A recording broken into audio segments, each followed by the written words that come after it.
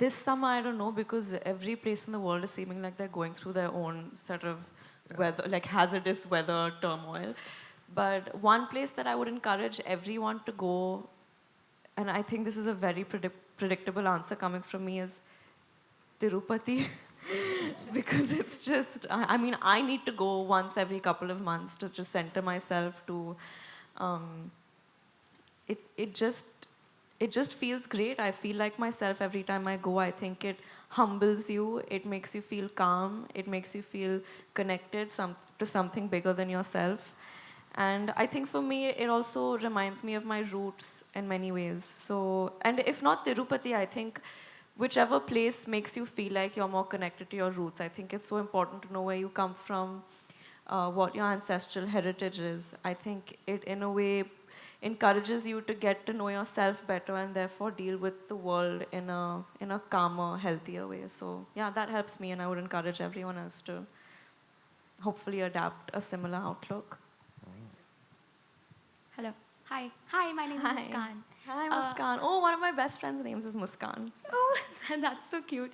I just want to know that in your house that we were just shown, do you think there will be some sort of spiritual connect because we see you, being on this spiritual journey? So do you think we will feel those vibes when we are hopefully there? And any memory you have in that house? 100%. I think we've made a lot of great memories there, so I definitely think there's a very positive energy in the house. And so many times I've seen the most beautiful sunsets in that house. Like, I'm not lying, the sky, there's a gazebo, I don't know if they showed it to you in the video. They did. That overlooks the beach, and the sky has literally turned like blue and pink and purple so many times, and you just sit in that gazebo and it's beautiful. And I remember we've spent a lot of mom's birthdays there, my birthday, dad's birthday. In fact, towards the end of it, we couldn't really spend as much time there because we had to refurbish the house. And so mom was thinking of doing a lot of things. She wanted to make it a hotel. And she wanted to, and that's why I think the fact that Airbnb came into our lives was, I mean, I think it was always part of a plan. And then dad redid the whole house after she passed. And then we went back after a couple of years. And of course, we were all dealing with all of it still at that point. But I remember when we went back after Papa did up the whole house again, redid it, as an ode to mom, I remember he kept saying, I need to do it for her, I need to do it for her.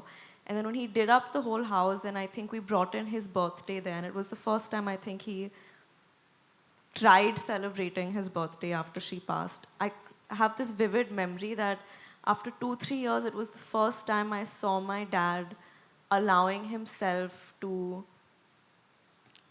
start enjoying himself again, or to like start feeling happy again. And I think that is one of my most vivid memories in this house as well, because I think I saw my dad trying to come back to himself a little bit after this tragedy. And I think all of the amazing memories that we've had in that house encouraged him and allowed him to do that. So yeah, I definitely think it's got a good energy. Thank you for sharing that. Like, I feel so grateful you're sharing that with us. Thank you. Thank you.